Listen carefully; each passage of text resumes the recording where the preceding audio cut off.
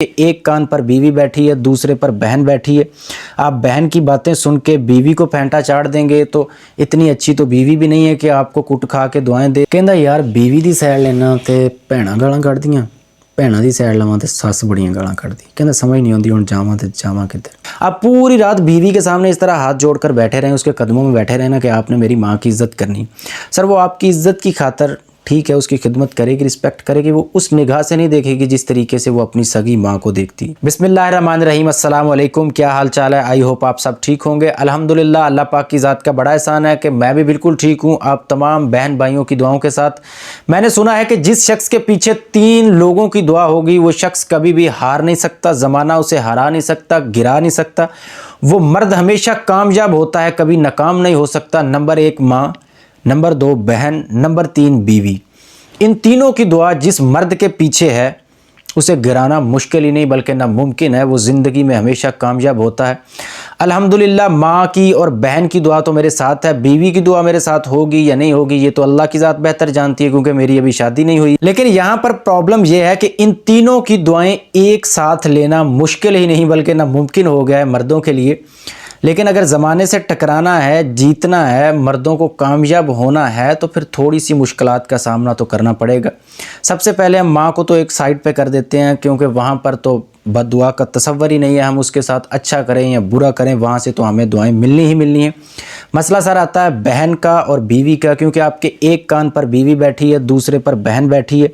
आप बहन की बातें सुन के बीवी को फेंटा चाड़ देंगे तो इतनी अच्छी तो बीवी भी नहीं है कि आपको कुट खा के दुआएं दे। दूसरी तरफ आप बीवी की सुन के बहन को अच्छा बुरा बोलते हो या उसको मारते पीटते हो तो बहन बद्दुआ नहीं देगी तो दुआ भी नहीं देगी। नई बात नहीं है जो मैं कर रहा हूँ, ये हर घर में होता है। नंद भाभी की नहीं बनी, भाभी नंद की नहीं बनी, देवरानी जेठानी की नहीं बनी, जेठानी देवरानी की नहीं बनी, सास बहू की नहीं बनी, बहू सास की नहीं बनी।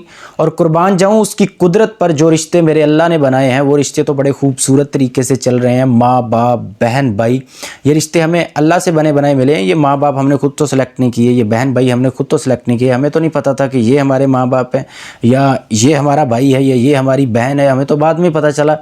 ये तो अल्लाह की तरफ से सिलेक्ट हुए, कुदरत ने बनाए हैं। एक रिश्ता सिर्फ अल्लाह ने हम पर छोड़ा कि ये आप पर डिपेंड करता है, आपने जोड़ना है। मियाँ बीवी का रिश्ता हम अपनी मर्जी से जाते हैं, एक औरत सेलेक्ट करके घर ले आते हैं। और मज़े की बात यह है कि जो मैंने पहले रिश्ते गिनवाए कि इनकी आपस में नहीं बनती, जो औरत हम सेलेक्ट करके लाते हैं हर में वो आ रही है, यानी वही औरत बीवी बनती है, वही औरत देवरानी बनती है, वही औरत जेठानी बनती है, वही औरत बहू बनती है, वही औरत भाभी बनती है। और एक रिश्ता हमारे हाथ में है, सारे मसले उसी के ही हैं। जो अल्लाह ने बना दिए वो तो बड़े अच्छे से चलते हैं। कभी सोचा है कि ये क्यों नहीं अच्छे तरीके से चलता, इसके सारे मसले क्यों हैं?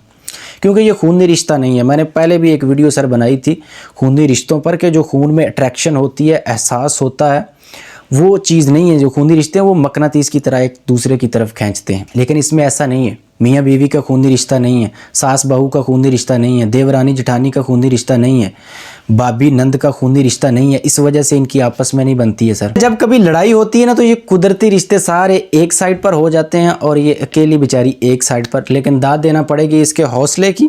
ये अकेली सारे कुदरती रिश्तों से तगड़ी होती है, सब पे भारी होती है, सब पे पूरा पूरा अटैक करती है। समझ नहीं आती बंदा जाए तो जाए किधर। अगर बीवी की साइड लें तो बहनें कहती हैं इसका तो पहले ही पता था ये रान मरीद निकलेगा।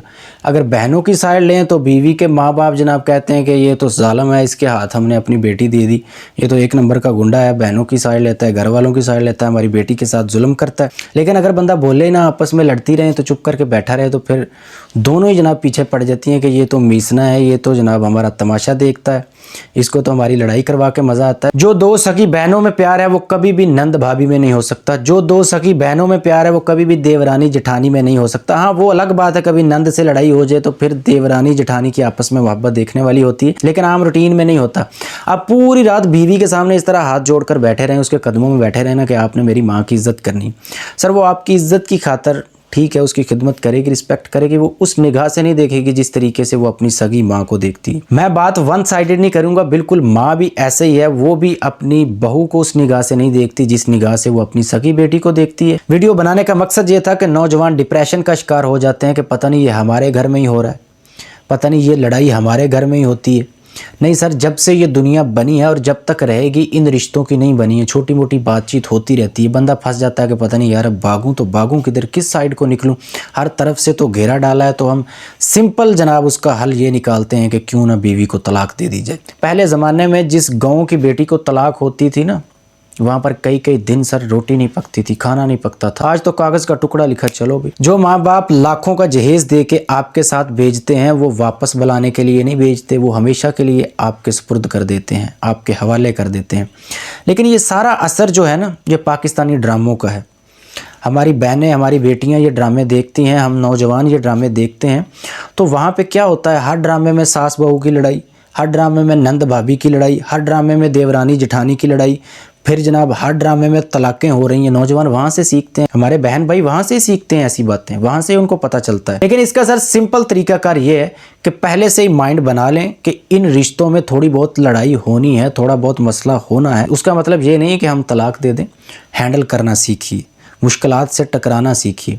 छोटी मोटी मुश्किलात ज़िंदगी का हिस्सा है। मेंटली तौर पर इतने स्ट्रांग हो जाइए। और मैं उस बंदे को मर्द ही नहीं मानता जो ये औरतों की बातों के पीछे लग के लड़ता है। ठीक है, छोटी मोटी बातें होती हैं, इस कान से सुने, इससे निकाल दें।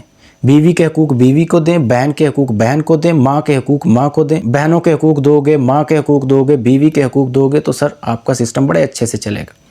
आपको इन तीनों से दुआएं भी मिलेंगी, सारा काम बड़े अच्छे से चलेगा। लेकिन कुछ लोग क्या करते हैं कि इधर से बातें सुन के जनाब बात को ऐसा खींचते हैं कि कभी बीवी को मारना शुरू कर दिया, कभी बहनों को मारना शुरू कर दिया, कभी माँ से बदतमीज़ी।